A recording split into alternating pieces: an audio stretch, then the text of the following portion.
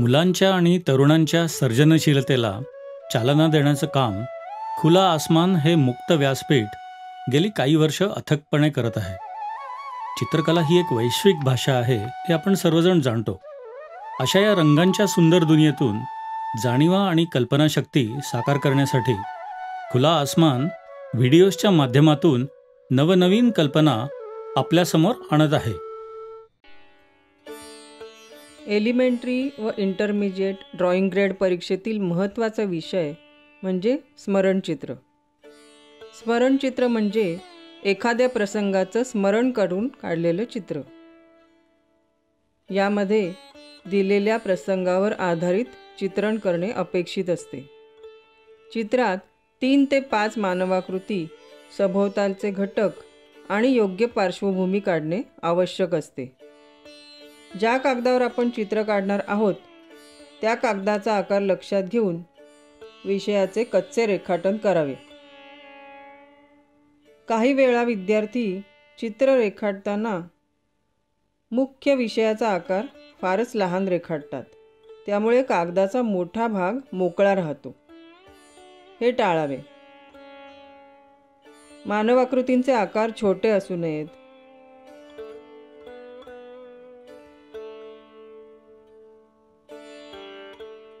तसंच मानवाकृती एका रेषेत असू नयेत.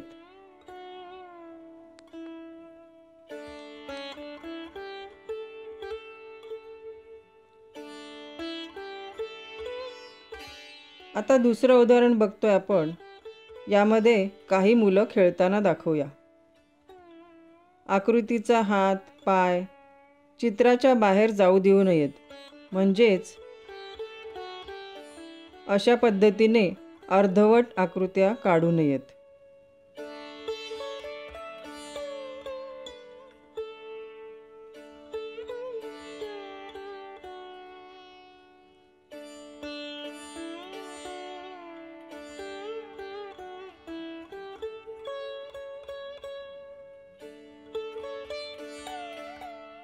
मग आपण स्मरणचित्र कशा पद्धतीने काढावे? आता आपण हे तिसरं उदाहरण बघूया. यामध्ये स्मरणचित्र काढण्याची योग्य पद्धत आपण बघूया. आपण हा कागदाचा बाह्याकार एक चौकोन काढून घेतला आहे. त्यामध्ये आपण एक चित्र काढणार आहोत. विषय घेऊया वृक्षारोपण. कागदाचे 3 भागात विभाजन करून घ्यावे. हे 3 भाग म्हणजे आपल्या समोरील दृश्याचा जवळचा भाग, त्याच्या मागचा भाग आणि सर्वात लांबचा भाग. आपल्या समोर दिसणाऱ्या जवळील आकृत्या मोठ्या आकाराच्या दाखवाव्यात.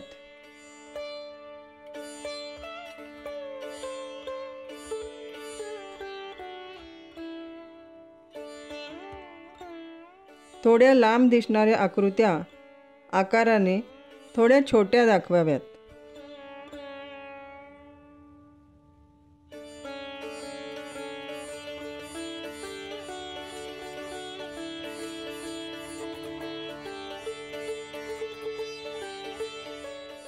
सर्वात लांबची रेषा म्हणजे क्षितिज रेषा.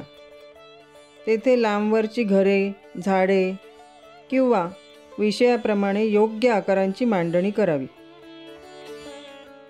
यामुळे चित्रात त्रिमितीचा आभास निर्माण होतो. अशा प्रकारे कच्चं रेखाटन करून प्रमाणबद्ध आकृत्या काढून घ्याव्यात. त्यानंतर त्यातील बारकावे दाखवावेत. बारकावे दाखवताना मानवाकृतींचे केस, पेहराव, हातपाय, चेहरा यांचं तपशीलवार चित्रण करावं.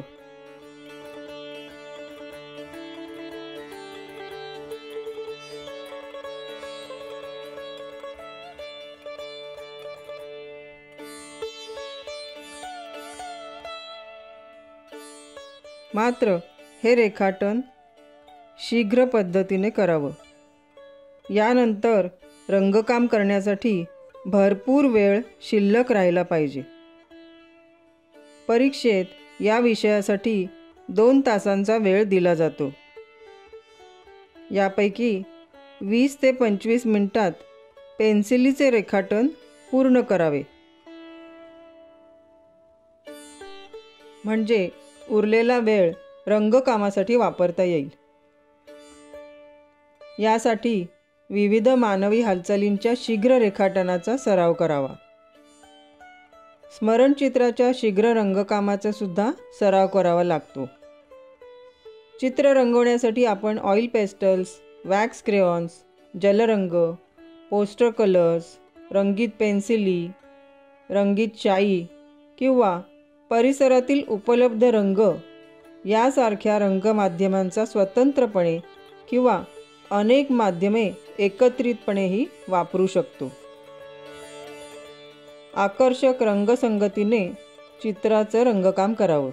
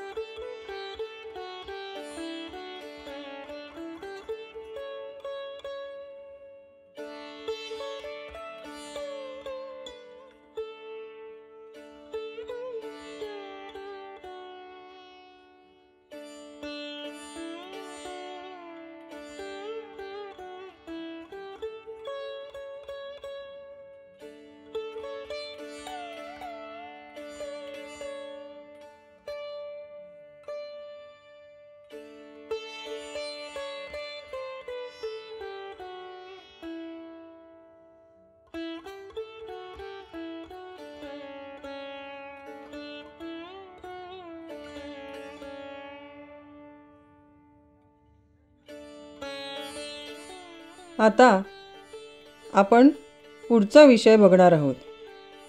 एलिमेंटरी आणि इंटरमिजिएट परीक्षेत भूमिती हा विषय असतो. यामध्ये एलिमेंटरी परीक्षेत कर्तव्य भूमिती आणि अक्षरलेखन हे 2 विषय असतात. तर इंटरमिजिएट परीक्षेत कर्तव्य भूमिती, घनभूमिती आणि अक्षरलेखन हे 3 विषय असतात. शालेय अभ्यासक्रमात भूमितीचा परिचय तुम्हाला झालाच आहे. आपण येथे अभ्यास करणार आहोत तो विविध भौमितिक रचनांचा. यालाच कर्तव्य भूमिती असं म्हणतात. एलिमेंटरी परीक्षेत या पेपरचा कालावधी 2 तासांचा, तर इंटरमिजिएटमध्ये या परीक्षेचा कालावधी 3 तासांचा असतो. या आकृत्या काढण्यासाठी टोकदार पेन्सिलीचा वापर करावा. नीटनेटकेपणा आणि काटेकोरपणाकडे लक्ष द्यावे. भूमितीचे प्रश्न जर तुम्ही योग्य प्रकारे सोडवले तर नक्कीच चांगली ग्रेड मिळू शकते.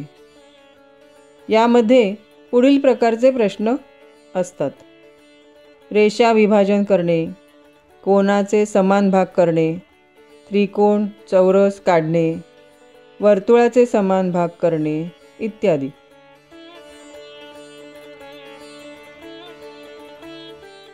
यानंतर आपण बघूया घनभूमिती. इंटरमिजिएट परीक्षेत घनभूमिती हा भाग असतो. आपल्या सभोवतालचं जग त्रिमितीय आहे. वस्तूंना लांबी, रुंदी आणि उंची किंवा जाडी असते, म्हणजेच त्या घन स्वरूपाच्या असतात. याचाच अभ्यास घनभूमितीत केला जातो. चौरस, आयत, वर्तुळ, त्रिकोण हे भौमितिक आकार आहेत. हे आकार घन स्वरूपात आणले तर कसे दिसतील हे आपण आज पाहणार आहोत.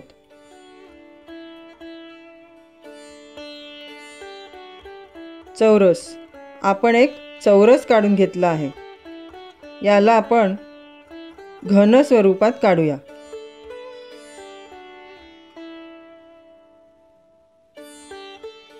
चौरसाचा वरचा भाग, चौरसाचा बाजूचा भाग काढला की जो आकार तयार होतो त्याला चौरसाकृती घन असं म्हणतात.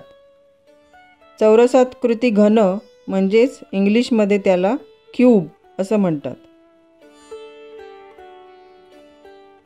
याच्या सर्व बाजूंनी पाहिले असता चौरस आकार दिसतो.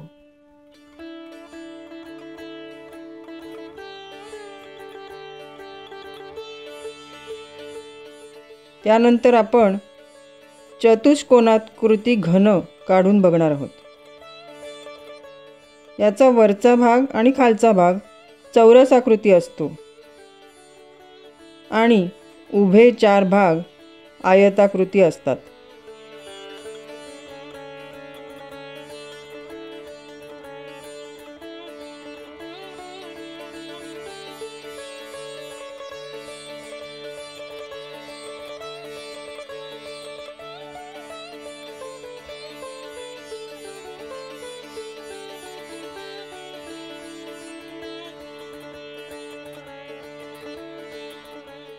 यालाच इंग्लिशमध्ये स्क्वेअर प्रिझम असं म्हणतात.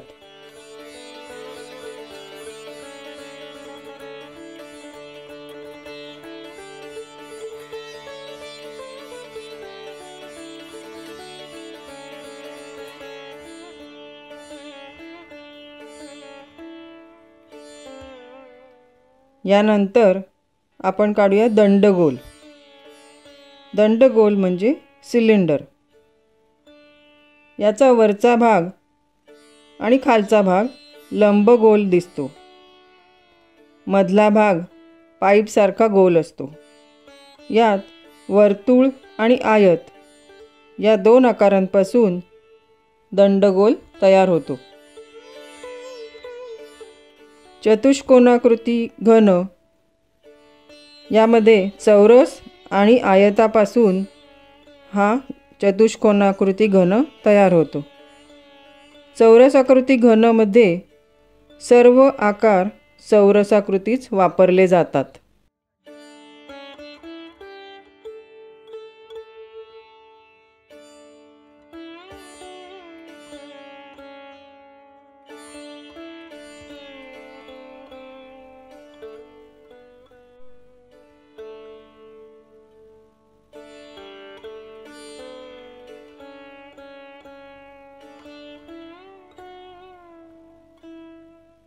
यापुढील आकार आपण काढणार आहोत तो म्हणजे पिरामिड.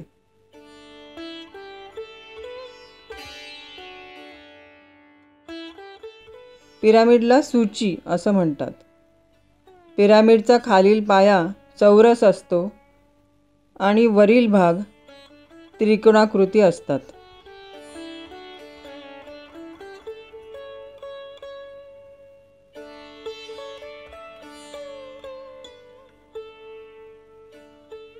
खालील पाया चौरस आणि वर 4 त्रिकोण एकमेकांना जोडलेले असतात.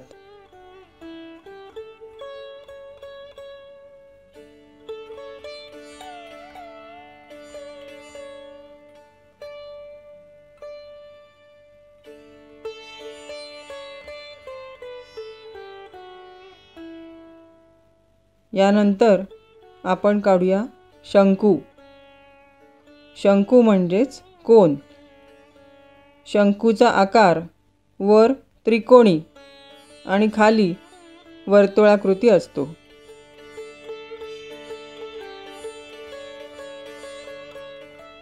यानंतरचा आकार आपण काढूया तो म्हणजे गोल. इंग्लिशमध्ये याला स्फिअर असं म्हणतात. हा त्रिमित आकार सर्व बाजूंनी पाहिला असता गोलच दिसतो. वरून पाहिला तरी गोल, बाजूने पाहिला तरी गोल आणि खालून पाहिला तरी गोलच दिसतो.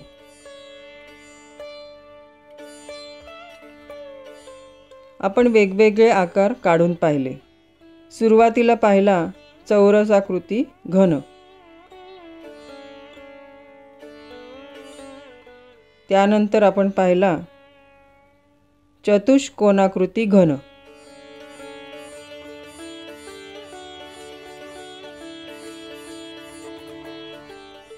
तिसरा आकार आपण पाहिला दंडगोल.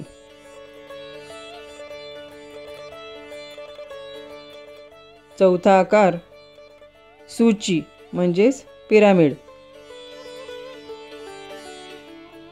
पाचवा आकार आपण पाहिला कोन. आणि सहावा आकार गोल. या आकृत्या काढताना आपण भौमितिक साधनांचा वापर करायचा असतो.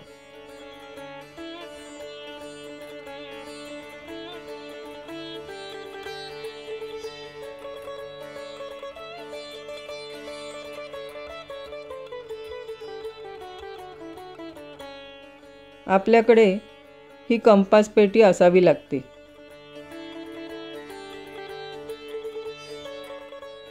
वर्तुळ काढण्यासाठी आपण कंपासचा वापर करू शकतो.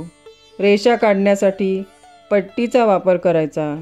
तसंच कोन मापकाचा वापरही आवश्यक तेथे आपण करू शकतो.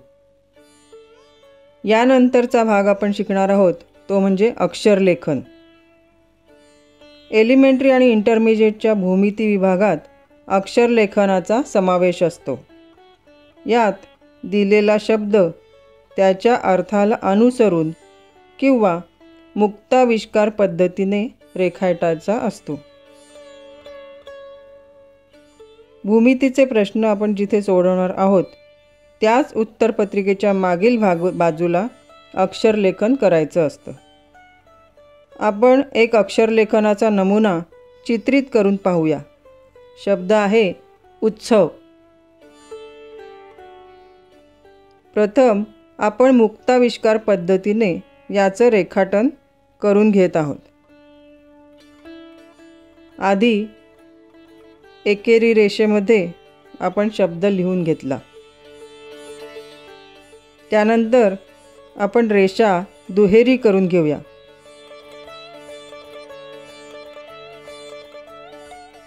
सरळ रेषेसाठी आपण पट्टीचा वापर करू शकतो.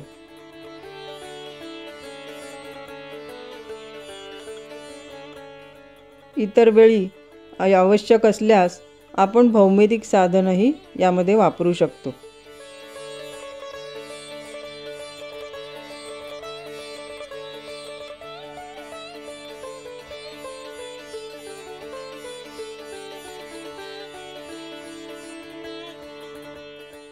उत्सव या शब्दातली सर्व अक्षरं आपण दुहेरी करून घेत आहोत, म्हणजेच डबल लाईन करून घेत आहोत.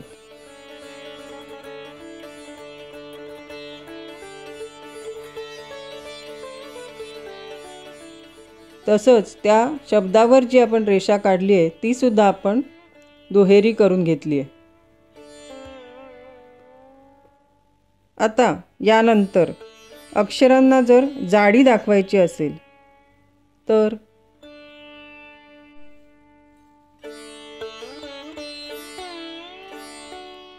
ह्या अक्षरांना जाडी दाखवायची असेल तर आपण घन पद्धतीने ही अक्षरे दाखवू शकतो. उजव्या बाजूने प्रत्येक अक्षराला आपण थिकनेस देऊया. कुठल्याही एका बाजूने आपण हे अक्षर जाड करू शकतो. नावांच्या पाट्या, दुकानांच्या पाट्या, भेट कार्ड, जाहिराती अशा असंख्य कामांमध्ये अक्षरलेखन करावं लागतं. अक्षरांमधील सौंदर्य दाखवण्यासाठी त्यांना कलात्मक वळण दिलं जातं. वाचणाऱ्याच्या मनावर अक्षरांचा ठसा उमटला पाहिजे.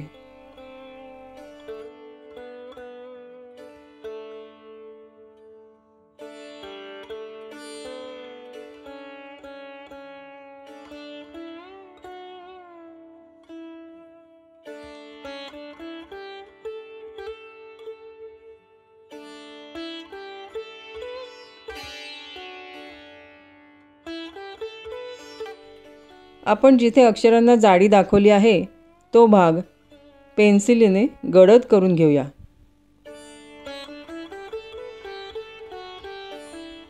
परीक्षेत हे अक्षरलेखन रंगवणे अपेक्षित असते. यासाठी आपण आपल्या आवडीच्या रंगाने रंगलेपन करू शकतो. कुठलेही रंग आणि कुठलंही माध्यम आपण यासाठी वापरू शकतो. परीक्षेमध्ये जो शब्द दिला जातो तो देवनागरी किंवा रोमन लिपीमध्ये लिहायचा असतो. हे दोन्हीही ऑप्शन आपल्याला दिले जातात. आपण कुठल्या प्रकारे हा शब्द लिहायचा ते आपण ठरवायचं.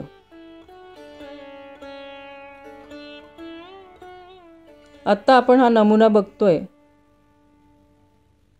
एलिमेंटरी परीक्षेत जो शब्द दिला जाईल त्याच्या बाहेरून आपल्याला एक आकार रेखाटायचा असतो. उदाहरणार्थ दिलेला शब्द आपण गोलामध्ये, चौकोनामध्ये किंवा कुठल्याही वेगळ्या आकारामध्ये लिहू शकतो.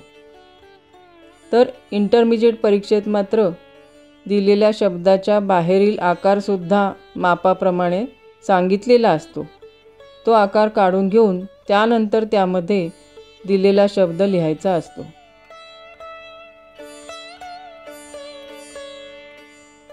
याशिवाय जो शब्द आपल्याला दिला आहे त्याचा अर्थ लक्षात घेऊन त्याप्रमाणे काही सिम्बॉलिक चित्रही आपण याबरोबर काढू शकतो.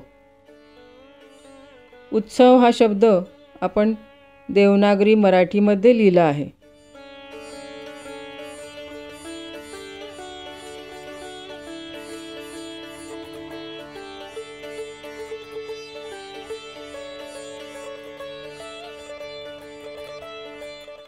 शब्द व्यवस्थित लिहून झाल्यावर पेन्सिलीने आपण तो गडद करून घेत आहोत. त्यामुळे लिहिलेला शब्द ठसठशीत आणि उठावदार दिसतो आहे.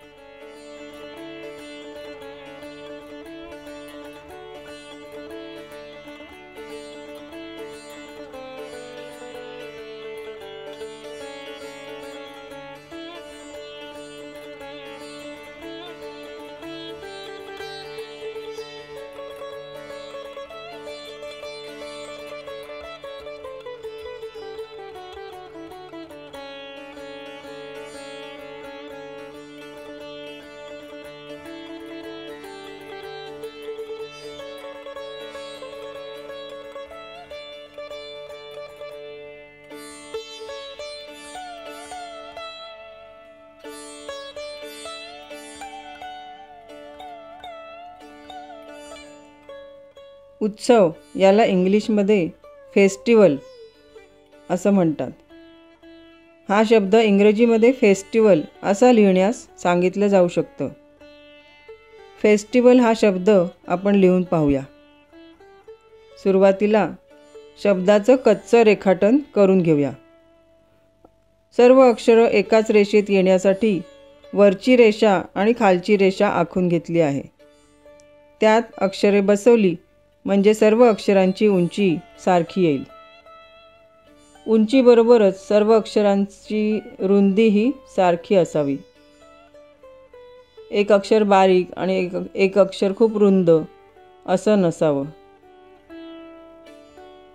यासाठी भरपूर सराव करावा लागतो. मापाप्रमाणे अक्षरं काढण्यासाठी आपण पट्टीचा वापर करू शकतो. अक्षरांची जाडी सर्वत्र सारखी दिसावी हे महत्त्वाचं.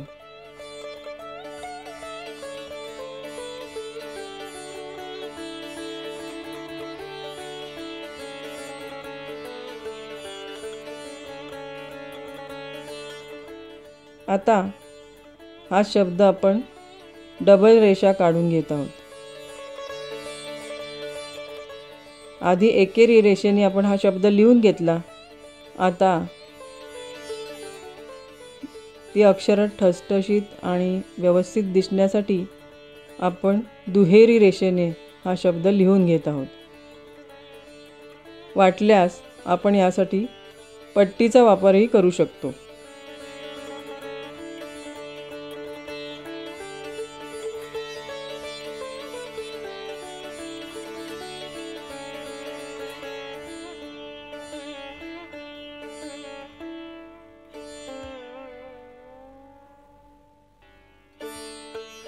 आपला शब्द सर्वसाधारणपणे नीट लिहून झाला आहे. आता आपण हा ठळक करायला हरकत नाही. पट्टीचा वापर करून सरळ रेषा व्यवस्थित गडद करून घेऊया.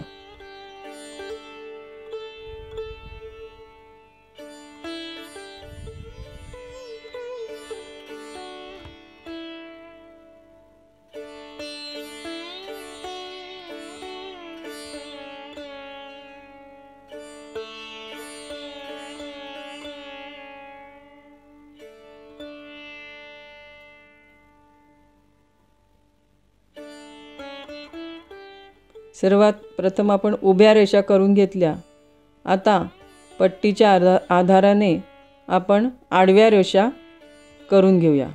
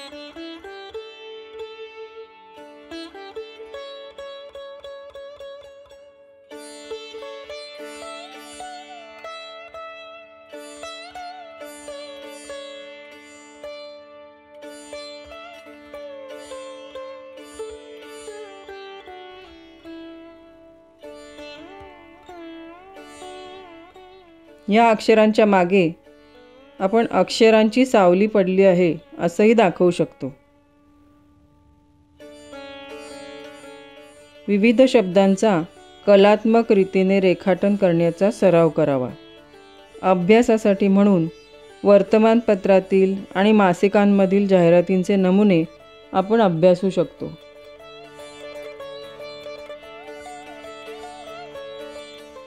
अशा प्रकारे आपण भूमिती या विषयाचा पूर्ण अभ्यासक्रमाची ओळख करून घेतली आहे.